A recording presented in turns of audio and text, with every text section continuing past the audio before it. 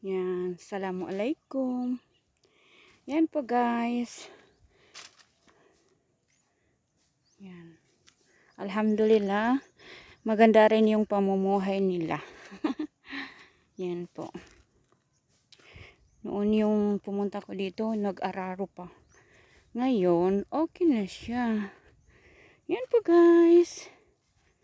Yan. Hindi na ako pumunta doon kasi natatakot ako dito. Baka mahulog ako o di kaya yung cellphone, iPad, yun. Hanggang dito lang ako.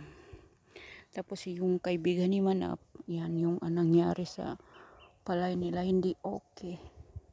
Alhamdulillah, naging okay rin yung